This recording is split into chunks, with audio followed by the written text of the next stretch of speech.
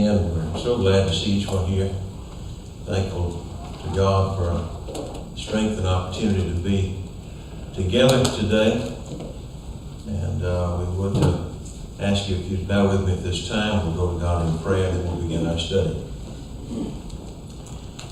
Our Father who art in heaven, holy and reverend is thy great name. Father, to thee belong all praise and honor, all-knowing, ever-present, eternal God.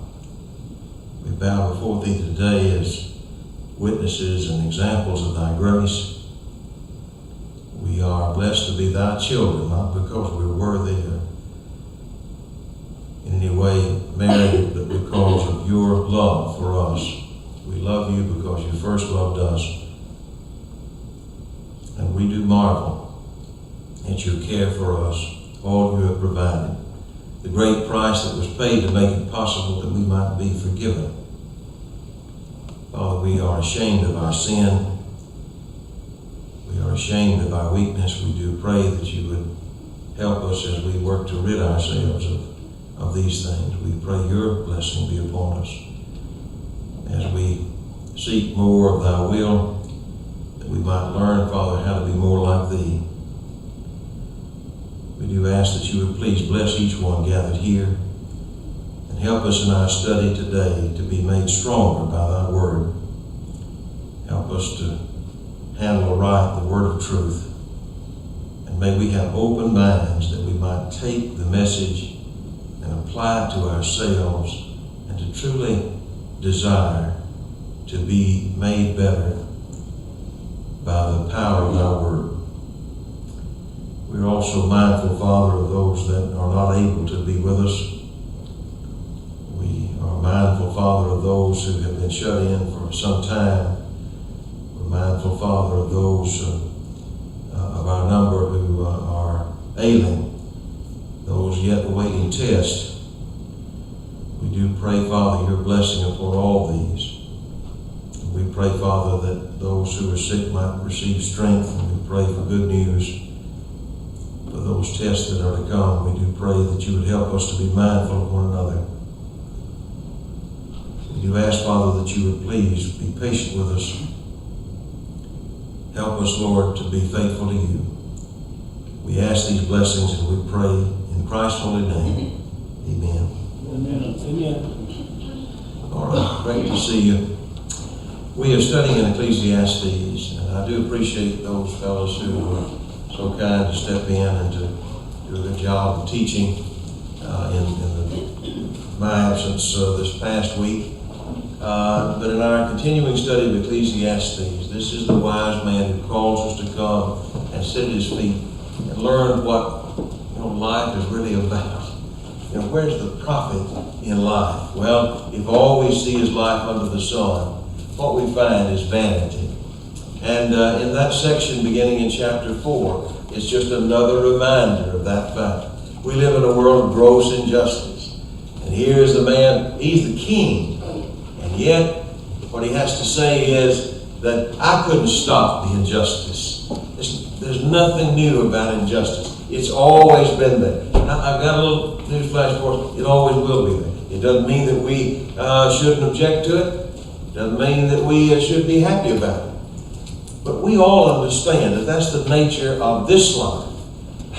And so we'll never have a time when that won't be so this side of heaven.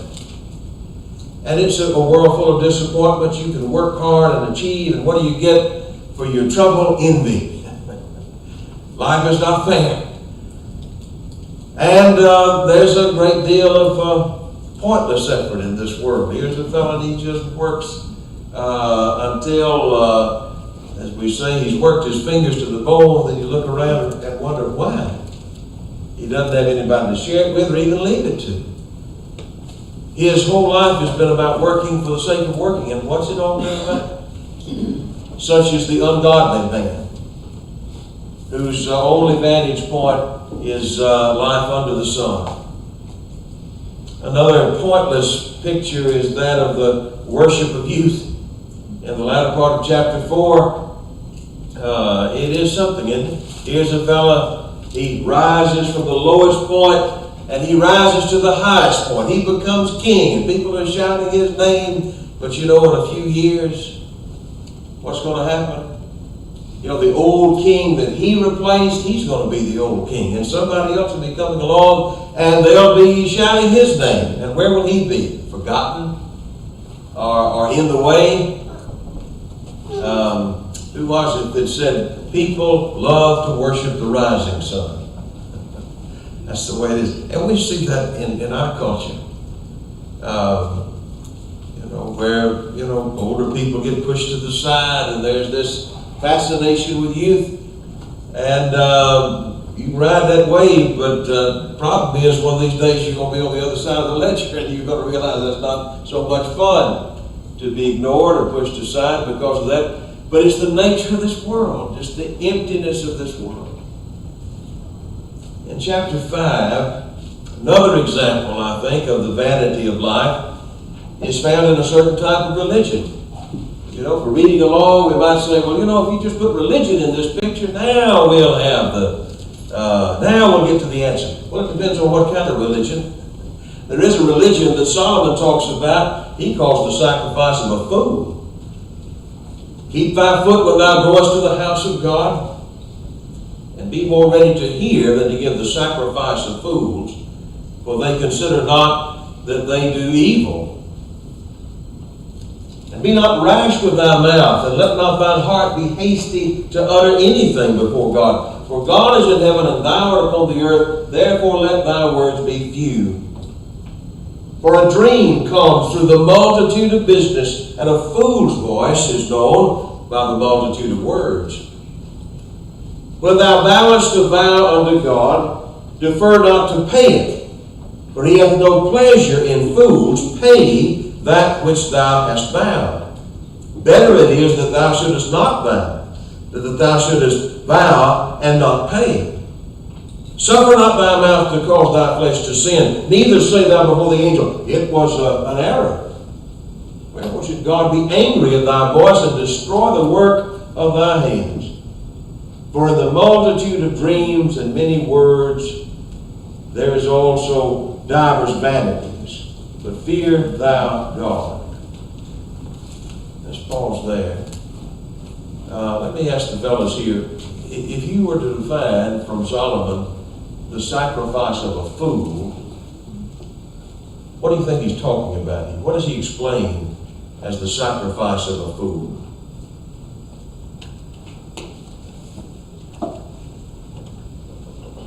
Yes, sir. Just throwing something out there, just throw it out there. I'm gonna give my son to God, and and then it never happened. Just to be able to say that he said it. Yeah. The idea of just talk. A religion that's just on the level of talk.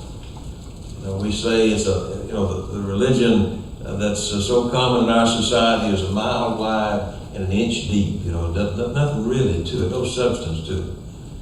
It's more just a convulsion of emotion. But where's the real, conscientious conviction? Where does that come from? Yes, sir. It just comes to mind that I'm thinking of the passage over there in 1 Samuel 15 when Saul was told to go out and utterly destroy all the Amalekites, and you know the story how he does 3/4 of almost of all he's told to do. But he saves King Agag and the best of the flocks, and tells Samuel, look at me, I've done the will of the Lord, and he saves the best of the herds, he offers sacrifice, and he tells him, he said, it's better to obey than to sacrifice. And so I'm not sure if his sacrifice was from the heart, Yeah. and nothing else was. Right. Well, it missed the point, didn't it? If you want to really please God, do what he said. Do what he said. That's a great lesson from Samuel. And in this passage, again, there's the promise, but there's not the doing. And what the Lord said about that is, it'd be better for you not to promise than to promise and not keep. Now, vows were serious business. It's a shame we have to say that in ancient times, vows were serious. It ought to be that a man's word is serious now, but it was truly a serious matter. I think the story of Jephthah comes to mind. When Jephthah made a rather rash vow, but to him it was unthinkable, and to his daughter it was unthinkable that they would not keep the vow. You have to keep the vow. You've made a vow to God. So he says here's a religion that's more a convulsion of emotion, but it doesn't have any real substance to it. It's not something that comes truly from a convicted heart. There's no follow-through. He said, do you think that's really going to do you any good? That's just as vain and empty as any other thing he's talked about here. Religion can be vain, and it is vain, if it doesn't have the substance behind it. Suffer not thy mouth to cause thy flesh to sin, neither say thou before the angel, it was an error. What does the word angel mean? Sometimes it's maybe a different view than other times. What does the word angel mean? You remember? Messenger. Messenger, sure. In both Greek and Hebrew, it's a messenger. Sometimes we think of a heavenly messenger. Sometimes of an earthly messenger. When I read this passage, I always think about Malachi chapter 2 as maybe an example of the latter. And there, Malachi 2 and verse 7 reads that the priest's lips should keep knowledge, and they should seek the law at his mouth, for he is the messenger of the Lord of hosts. When he talks about, in our passage in Ecclesiastes, about the not saying to the angel it was an error, it'd be one thing to make a promise before God, then have to come to the priest and say, when he's looking to fulfill that vow, oh, well, that was a mistake. Playing those kind of word games does not please God. And just as surely as men think about something, and then their dreams, it catches with their dreams. So it is when a man does a lot of talking and boasting and promising. The more talking he does, the more likely it is that folly will catch him. So he says, mean what you say and say what you mean. And any kind of effort that is not based on that, even religion, is vain. You have a question about first 9 verses there, a point you'd like to make? Wes, I know Yes. he may be referring to religious vows and that such, but I think about today, when men and women come together in marriage and make vows, Right. and they don't realize, okay, they know what they're doing, but they don't take that very seriously when we look at the numbers. That's an excellent example. That God holds us to that. He holds us to our promise. Yeah, before God. The ceremonies say that. A lot of people don't consider it, but the Lord does. And one of the points made in Malachi, we were just over there a moment ago, one of the things he had against the people was, he said that you have sinned against the wife of your youth. How have they done that? They have not kept their vow, cast them aside and go for another. God said, that vow was made with me in mind, and I hold you to it. So that's definitely a lesson that has not gone out of style. Jim, brother. Yes, Well, John. talking briefly about marriage and not taking the marriage vows seriously, and people don't take them seriously. A lot of them do. And they do a prenuptial agreement. They're Yeah. planning for divorce more than they're Right. planning for a marriage. Right. Yeah, that's a good point. But it will save them a lot of money. Yeah, it would be almost laughable, but it's nothing funny about it. It's terrible. Yeah, good point. Yes, sir. That's the one thing that stands up in that marriage is the prenup. That Yeah. would be the one thing that stands in that entire vow. Strange, isn't it? How about the for better or worse part? That sting. It's a good point. Okay. Just the last couple of verses here. If thou seest oppression of the poor, and violent perverting of judgment and justice in a province, marvel not at the matter. For he that is higher than the highest regardeth, and there be higher than they. Moreover, the profit of the earth is for all. The king himself is served by the field.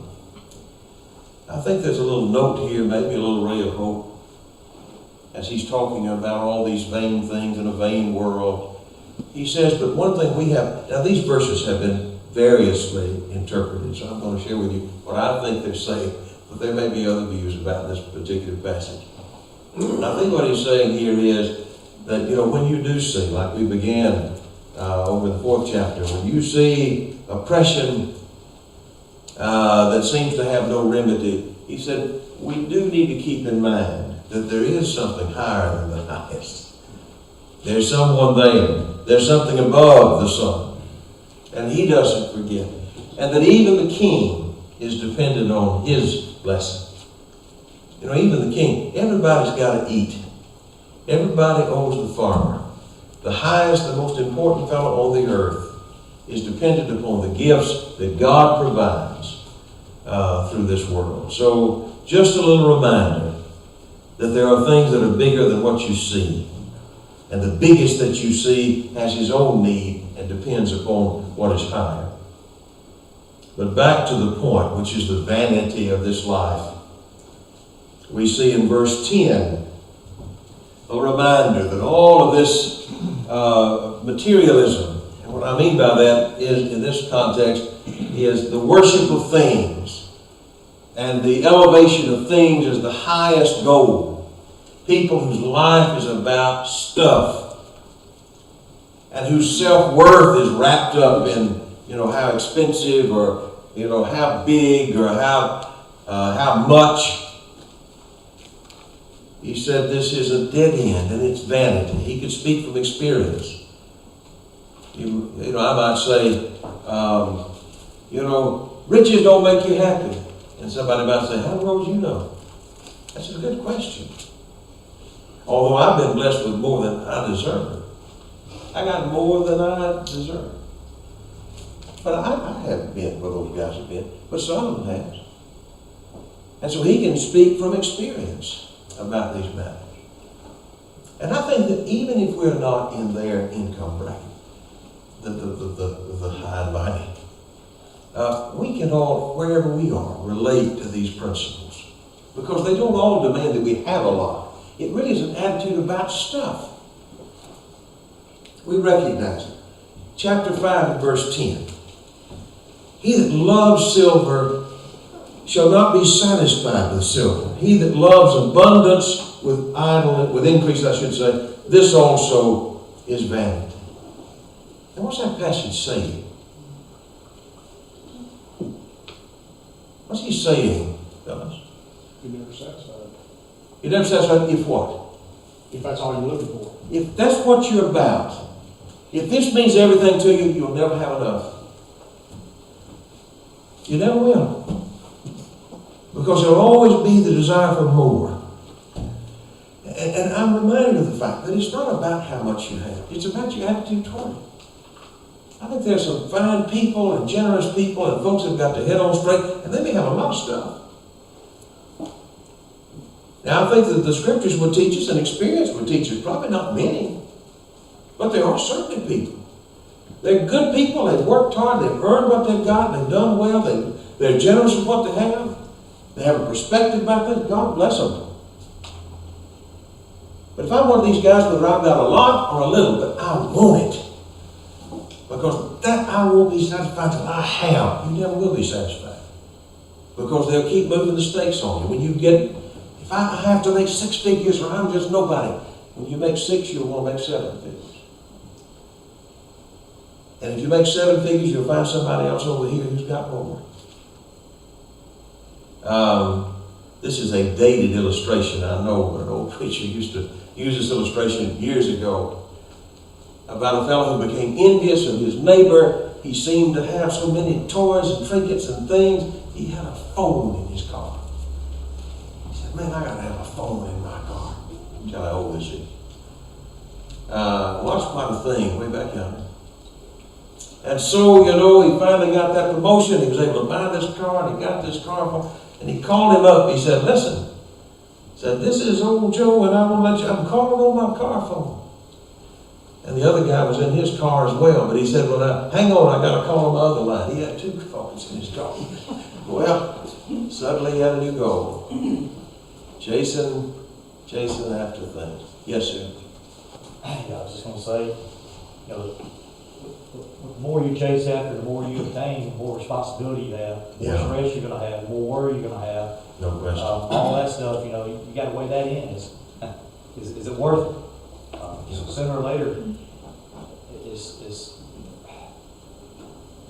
it can pull you apart from your family. It can pull you apart from those who you love, your friends, because you got your eyes set on one thing, and whatever it takes to get to that, the responsibility is going to increase. Those who you owe, who you pay, who may work for you, all that stuff increases, and you have to weigh all that in too. That never stops. Absolutely.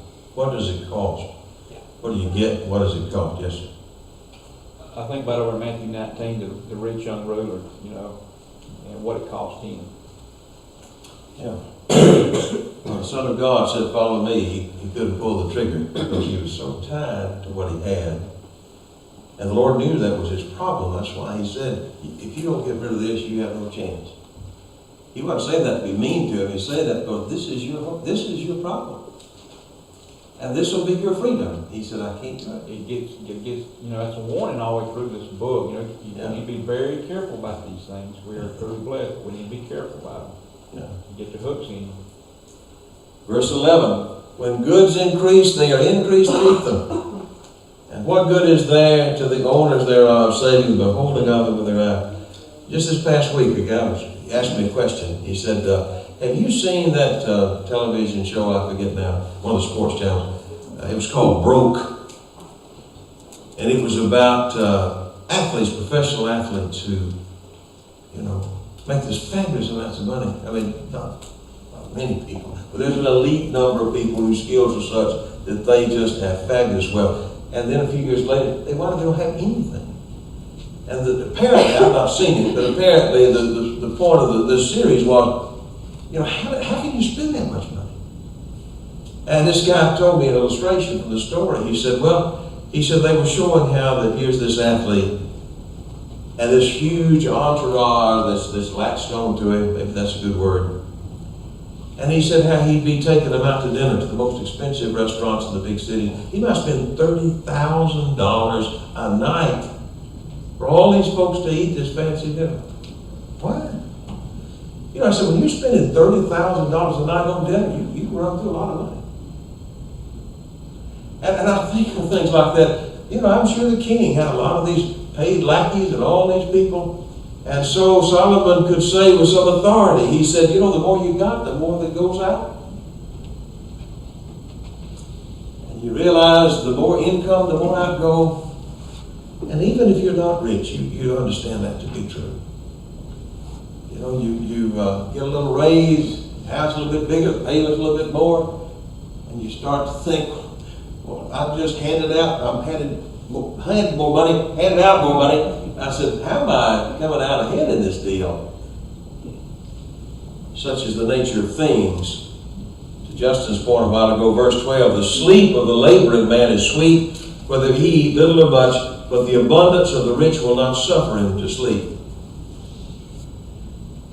And I think the point of that passage, if we understand it correctly, is that the more things we have, the more they have us, the more we have to be concerned about.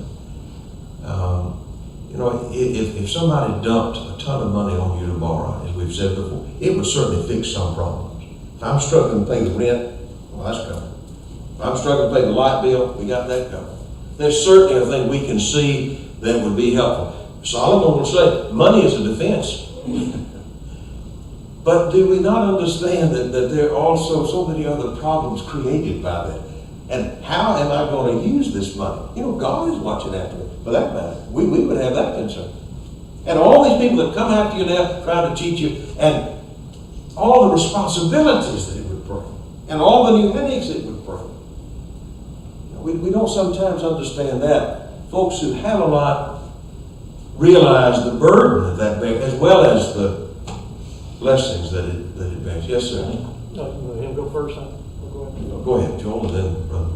It all comes down to just being wise with your money. We learned that in the Proverbs about how don't be so much in debt. Be wise with who you give loans to or take loans from, and it's just no matter if you have a lot or a little, it comes down to just being wise, knowing what your needs and what your wants are. Yeah. But in this case, what we really have done is made money our God. We've made that our goal, our life's ambition. We've made that how we define ourselves. And in that sense, how empty it is. Yes, sir. Yeah, seems like, the more you get, you gotta insure it. And you gotta store it. Right. And you gotta insure your storage. And just everything demands more and more and more and more Right. outside of just having. Exactly, yeah. It owns us. It grabs a hold of us. Yes, sir. Kind of piggyback off what Joel said about being wise with your money. It reminds me of the prodigal son. Whenever he went to his father and said, "Give me all my inheritance," and his father dumped all of his inheritance on him. He took all his money and went off to a far country and squandered it away. You see what happened to him at the end. How wise he was with his money. He was eating with pigs. Right. Which is probably not his plan to start with, but that can happen. Yes, sir. Another kind of another side of this is not really referred to, but it's a good thought to remember on that. I can tell you another reason the laborer sleeps better, because it's time. Yeah. The rich man just sits there and do nothing all day and worry about his money. And so all he's done is increases the anxiety and the amount of thought that goes into it. The man was made to work. You look back for me, the man was made to work. And so we get out and we do things and we work. And the best sleep you ever have is after a good day, not like back-breaking, hurt yourself work, but it's a good day of good work. Sleep like a baby, And it just kind of one thing that, here lately, it kind of puts it back in front of my eyes. The kids is, if they sit around and do nothing all day, they wake me up in the middle of the night because they wake up in the middle of the night. If I get them out and I run them around and they're tired enough, they sleep all night. Yeah. There's a bit to that. There's a lesson in all of that. And then, of course, the work that requires you to go out and work, even if you sit at a desk all day, having something you can do around the house that you get out and you should be doing something. It's just there's a value to it, a value to knowing how to do work. But even with all the physiological aspects of that taken care of, if your conscience is not right, if your mind is not right, it's still hard to rest, isn't it? And so there's another aspect of that. We're hopeless people, fearful people. It's just going to be hard to find rest. That's a promise. Yeah, good. I appreciate it. Somebody else got a thought. So,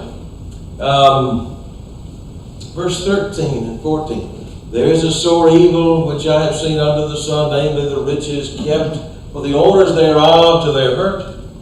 But those riches perish by evil travail. And he begets a son, and there's nothing in his hand. Here's a fellow who's just one of these. Brother Plowley used to say some people get all they can and can all they get. They just want to hold it in, rake it in, keep it to themselves. They've got a plan. They're going to be great. Their children are going to be great. And God in His providence has a way of putting a hole in that bucket. And when it comes time, there's just nothing left. And what's it all been about? How empty it's been. Our plans versus the reality of God's work. Yes, sir. Another lesson from recent times. You want to know if you've got too much stuff or not, move.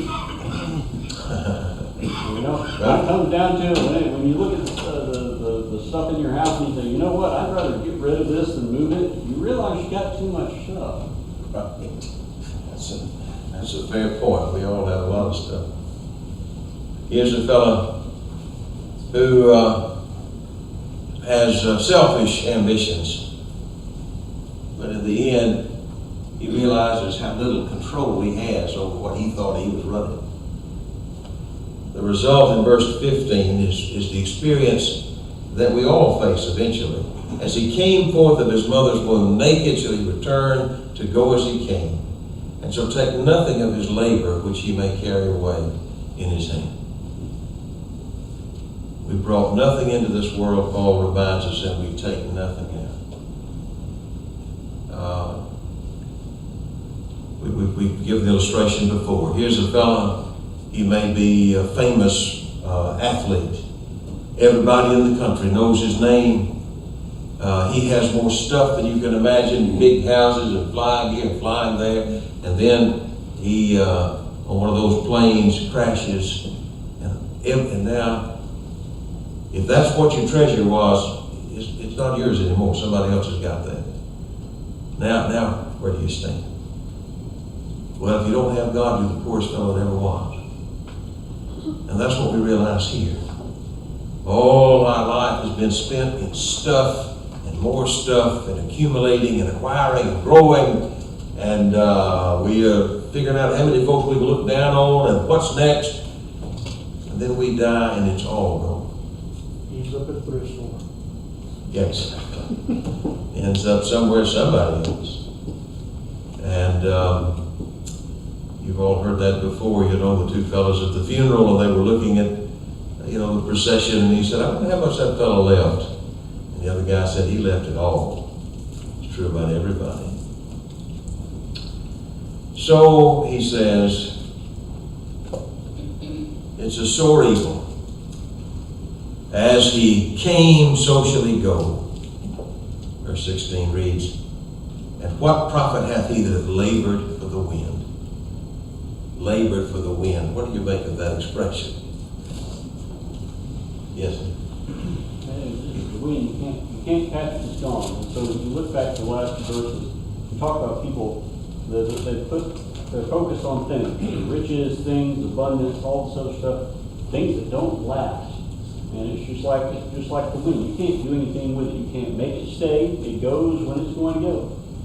Yeah. And so, what's the point in working hard for all of that really, if you look at it the way you're supposed to, it's nothing.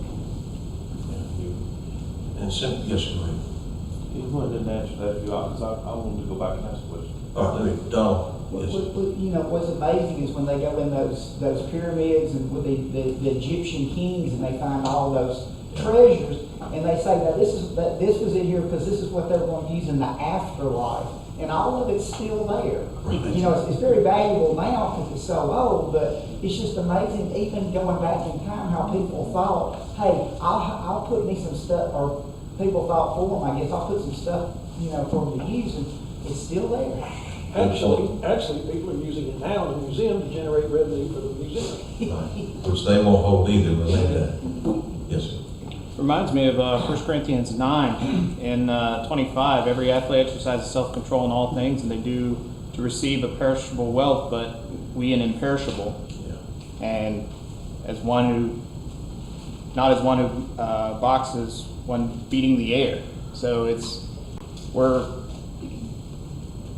you're having things that you're kind of fighting against everything for nothing. Yeah, perishable versus the, that's the key, Yeah. versus the imperishable. That's a good point. Yes, sir. So my question goes back west to verse 13, 14. It talks about someone wanting wealth and they want to hoard it up and keep it, I think. But then verse 14, when he says, but those riches perish by evil travail. Is that implying that through some kind of evil that they're concocting or something like that they lose these things? Or what do you think that means? It could be. Yeah, it could be. It just could be the travail of life. Mortality could be through sickness, could be through some other, but I always think that's providential, in the way God set things up. None of us are here forever, and all the things that we have, can be taken from us at any moment. And we tend to think we're in control, and we're not in control. And so something unpleasant happens to him, and it winds up, it's gone. Okay, so evil's not necessarily he's doing bad, but something to long life. Not necessarily, no. I think evil is used a lot of times of something unpleasant, something that's certainly against his plan, something that wrecks his boat. It may be a result of his immorality, it may be something else, that's right. Yes, sir. I just had a different translation that may have, that it says, when those riches were lost through bad investments, and he fathered a son, then there was nothing to support him. It could be. You know, the thing about translation, that's an opinion. I mean, evil travail, the idea of trouble, that could be a bad investment, it could be, I don't think it's that specific in the text, but that's an example, it could be. It could be that, yeah. It could be God depriving him of the wisdom and he makes that turn, and that's right. So that's an example of what it could be. Yes, sir. It's sort of, just on what the ESV says, bad venture. And kind of going back to the point you said, maybe not something that he did that was evil, but it would be something, life happened, whatever it may be, that, caused him to lose that. And the providence of God working, I think, all along in that. Bad venture. Yes, good point. Thank you, guys. Yes, sir. If we just like this pandemic, we could have seen that. Yeah, right. Right. That might be an example of the kind of thing that can happen to a fellow's plans. Yes, sir. And we see this as, these are things that cannot withstand trouble, but we see something eternal that can withstand trouble. There's no trouble here that should be able to take that away from us. Yeah, the treasure that moth and rust can't work on, mice can't eat up, people can't steal from you. That's right. Good point. Did I miss somebody? I'm sorry.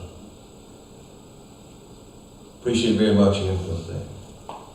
So, all his days he eats in darkness, and much sorrow and wrath, sickness.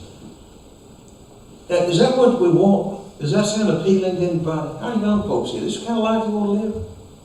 You want to pile up things that won't make you happy, that you might not be able to hold on to while you're in this life, and I guarantee you, you'll take nothing out of this life of a material nature.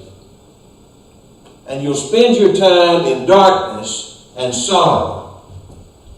Now that's the life without God. So when the world says, why don't you forget all that nonsense, just come join us. That's what they're inviting you to.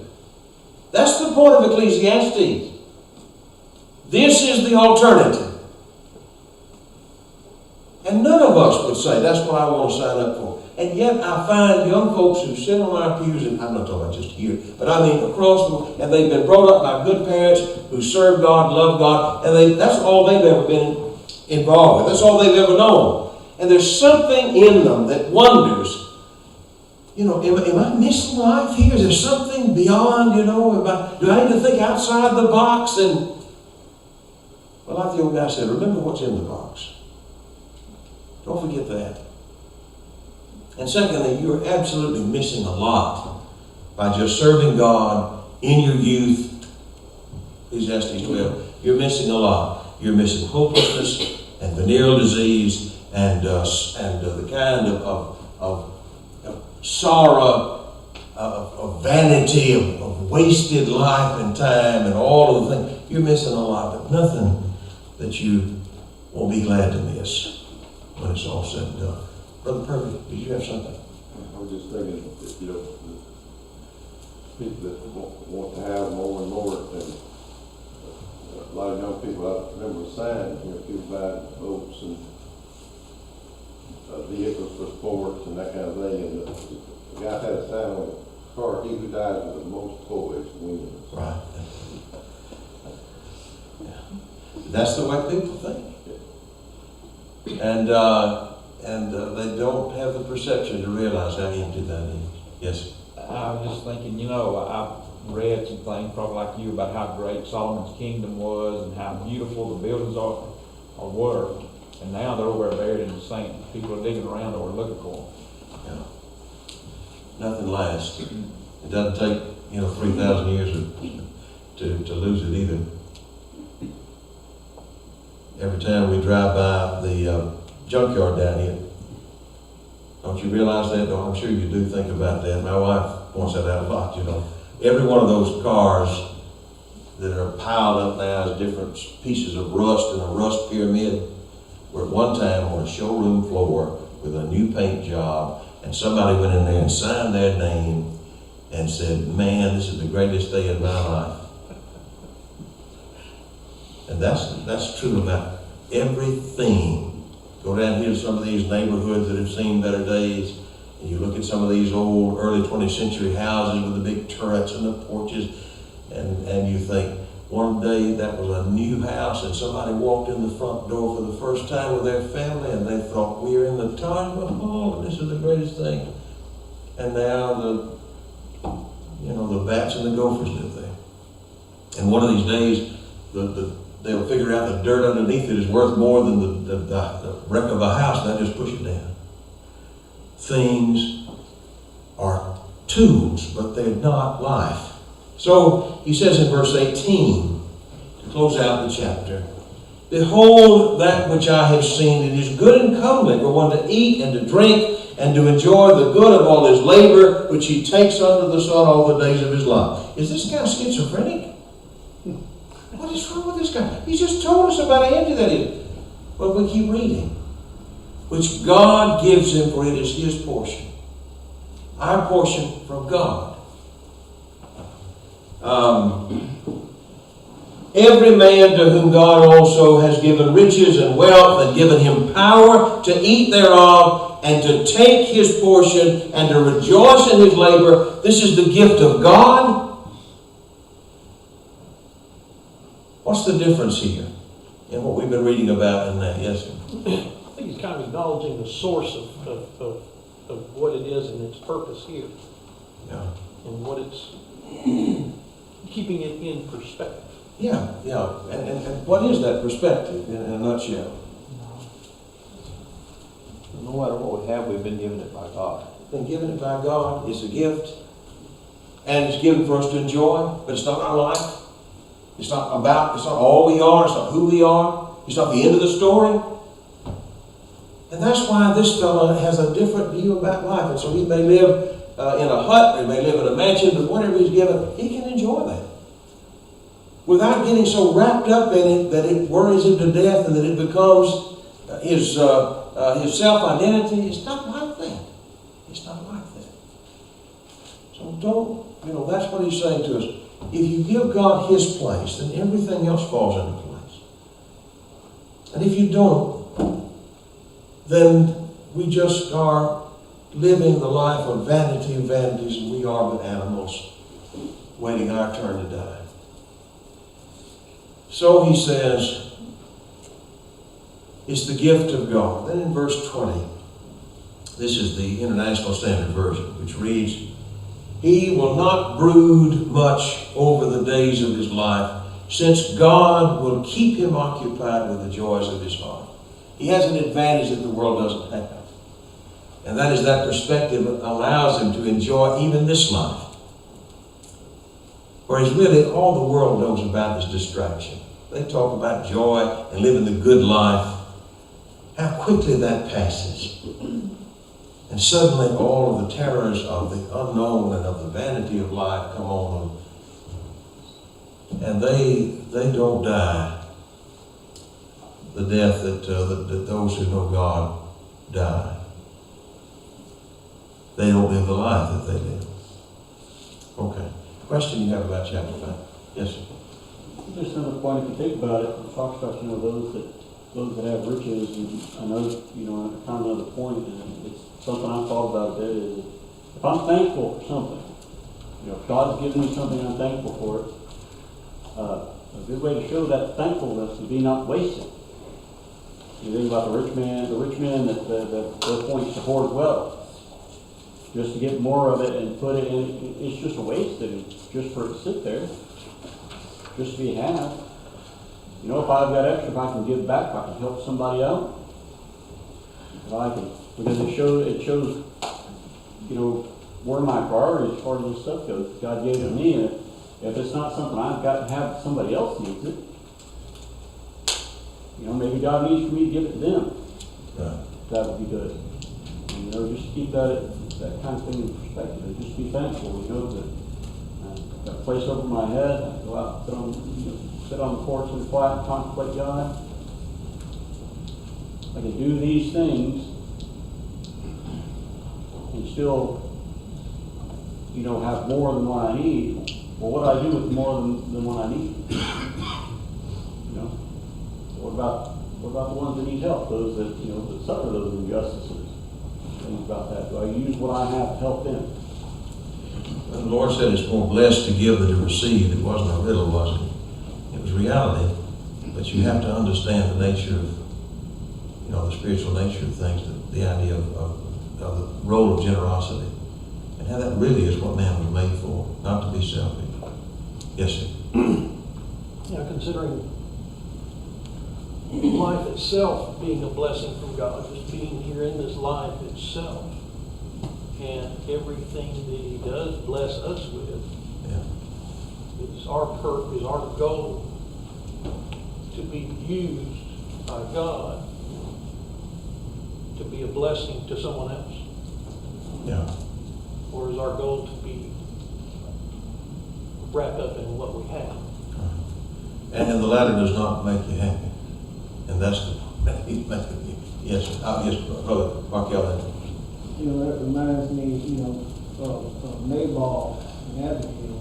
And when Nabal was shearing the sheep, and he had, this man got thousands and thousands of sheep, and David asked him, to send him, just something for his sheep. He's got a couple hundred men with him, but Nabal refused what David was going to do to him. But I said that to say that, as Christians, we are commanded to help our brothers and sisters whenever we're able to. Right. Exactly right. And that's where joy is now and living. Yes, sir. Jerry. What we think is so wonderful here, and what you're trying to, money-wise or gold or whatever, like the old joke, I've said it before, everybody's probably heard it. A man dies, gets up to the pearly gates, got 2 suitcases full of gold bricks, and they look at him and say, why'd you bring asphalt with you? That's what we paved the roads with out here. But that's what that's what we love. Yeah, that's, God made those things, didn't He? But He made them for a purpose that most folks don't realize. Yeah. Thank you, guys. I appreciate it. Yes, sir. When I forget what it was at, but when Jesus told, when our Lord said that when somebody was thirsty, you gave them something to drink, you did it for me. When someone needed clothes, you gave them clothing. That was for me. When somebody was hungry, you fed them. You were doing that to me. Yes. As Christians, that's what we should do. That's a powerful image, isn't it? Guys, if you would, please look over chapters 6 and 7. I think they're related. See if you can see